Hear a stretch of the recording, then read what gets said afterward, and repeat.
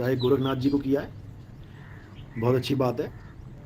अब और आगे बढ़ना है और आगे का ज्ञान लेना है। गोरखनाथ जी का जो ज्ञान था वो प्राण योग था, बहुत अच्छी बात है। कुछ भी ज्ञान ना होने से लाख गुना अच्छा है कि आप प्राण योगी बन जाते हैं। आप श्वासों में ओम सोहंग का जाप करते हैं, सोहंग सोहंग का जाप करते हैं, अच्छी बात है। लेकिन केवल प्राण योगी होने से आपकी बात बनने वाली नहीं है। प्राण योगी से ऊपर का ज्ञान है आत्मज्ञान। आत्मज्ञान और प्राण योग में क्या फ़र्क है? प्राण योग में श्वासों के द्वारा जाप किया जाता है, अजपा जाप कहते हैं जिसे।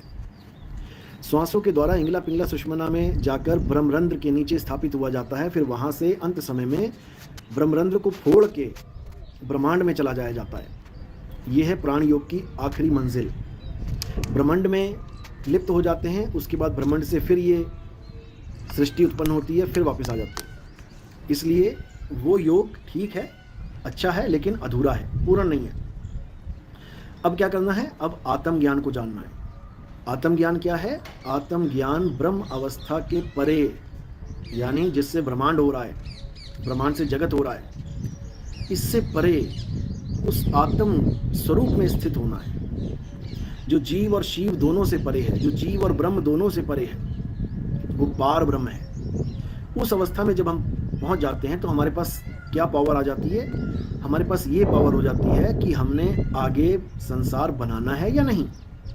ब्रह्म अवस्था को जब हम प्राप्त हो जाते हैं तो हमारे पास ये पावर नहीं आती है कि हम इस संसार को रोक सके बनने से, बल्कि हम कर्ता बन जाते हैं। हम इस ब्रह्मांड के कर्ता हो जाते हैं, हम ही दोबारा सृष्टि बना देते हैं। ब्रह्म अवस्था प्राप्त होकर आप जीव अवस्था से तो ऊपर उठ जाते हो, यानी सुख दुख से तो ऊपर उठ जाओगे, लेकिन दोबारा सृष्टि बनाने से नहीं बच सकते। इसीलिए इसको काल बोला है। कबीर साहब ने वाणियों में ब्रह्म को काल बोला है। ब्रह्म और माया ये दोनों मिलकर सृष्टि बना देते हैं। ये जड़ माया की सृष्टि और ब्रह्म ये दोनों मिले हैं तो हुई है, नहीं तो नहीं होगी। देखो ज्ञान गुदड़ी पढ़ो। अलग पुरुष जब किया विचारा, लख 84 धागा डारा, 5 तत्व की गुदड़ी बीना, 3 गुणों से थाड़ी कीना, तामे जीव ब्रह्म और माया, समर्थ कैसा खेल बनाया। तो ये जीव और ब्रह्म और माया ये एक साथ ही हैं, बस अवस्था का फर्क है।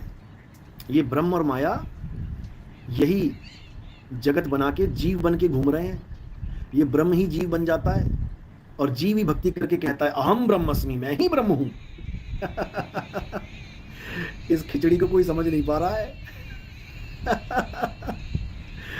ये ब्रह्म ही जीव हो जाता है और जीव ही ब्रह्म हो जाता है, समझ लो।